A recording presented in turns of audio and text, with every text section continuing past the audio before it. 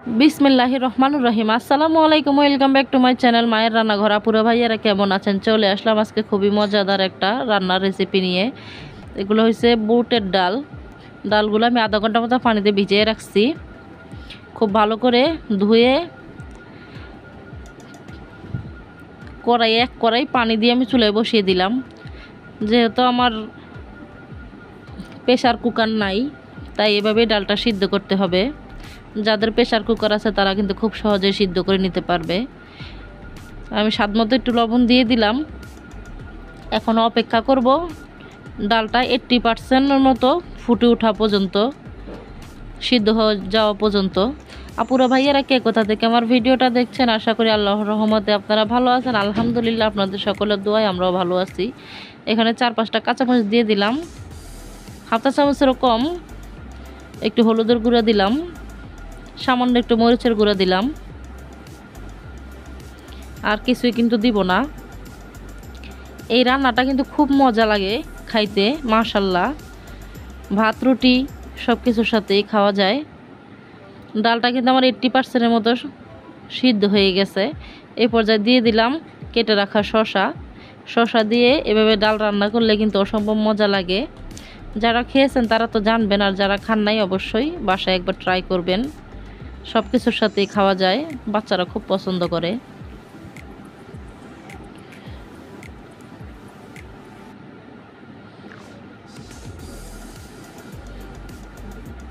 শসাটা সিদ্ধ হওয়া পর্যন্ত অপেক্ষা করব, এবং আমি যতটুক ঝোল রাখবো ততটুক পর্যন্ত জ্বালিয়ে কমিয়ে নিব। আর এদিকে কিছুটা পেঁয়াজ রসুন দিয়ে সরিষার তেল দিয়ে একটু ভেজে নিচ্ছি। যেহেতু বাগার দিব তাই আর কি ভেজে নেওয়া। এই তো বাগারটা দিয়ে দিলাম।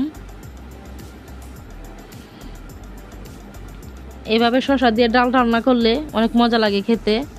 আর অবশ্যই পরে এভাবে বাগার দিলে খুব মজা লাগে, খুব সুন্দর গ্রান করে। এই যে ডালটা কিন্তু একবারে গলে যায় নাই, আর একবারে কাঁচাও না।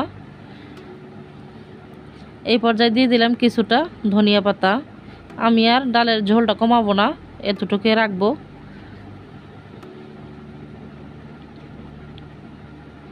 আপনারা চাইলে আরও কমিয়ে নিতে পারেন। আমার আপুরা ভাইয়ারা যারা ভিডিওটা দেখছেন, যারা এখনও লাইকটা দিতে ভুলে গেছেন, ভালোবাসে লাইকটা দিয়ে দিবেন। আর আজকের এই শসা রান্না কেমন লাগলো অবশ্যই কমেন্ট করে জানাবেন। শসা তরকারিটা হয়ে গেছে আমার, আমি শসা তরকারিটা নামিয়ে নিলাম। এদিকে কিছু নিয়ে নিয়েছি মাগুর মাছ, ছোট ছোট মাগুর মাছ, আর পেঁয়াজ কুচি, কাঁচামরিচ কুচি। সরিষার তেল দিয়ে রান্নাটা করব। সরিষার তেল গরম করে এখানে পেঁয়াজ কুচি দিয়ে দিলাম। দেখা যাচ্ছে মনে হচ্ছে শিং মাছ, কিন্তু শিং মাছ না, এটা মাগুর মাছ। সামান্য একটু পানি দিয়ে দিলাম, পেঁয়াজটা ভেজে স্বাদ মতো লবণ, হাফ চা চামচ হলুদের গুঁড়া, 1 চা চামচেরও বেশি মরিচের গুঁড়া দিলাম। আপনারা যে যেমন ঝাল খাবেন তেমনটাই দিবেন। মশলাটা ফুটে উঠছে, এই পর্যায়ে দিয়ে দিলাম মাছগুলা আর 5-6টার মতো কাঁচামরিচ চেরা।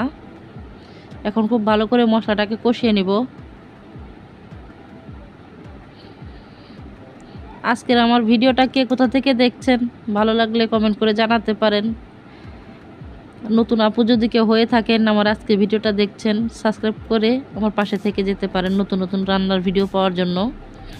মাছটা খুব ভালো করে কষিয়ে নিয়ে আমি পরিমাণ মতো ঝোলের পানিটা দিয়ে দিলাম।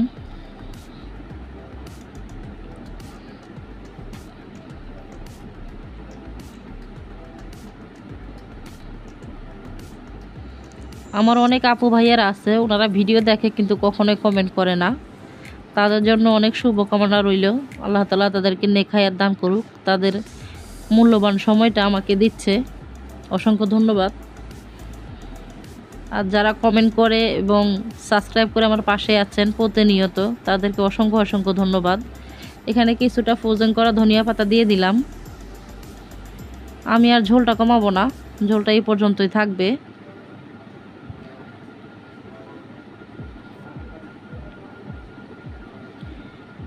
কেমন লাগলো আজকের রান্নার ভিডিওটা অবশ্যই কমেন্ট করে জানাবেন আমার আপুরা ভাইয়েরা।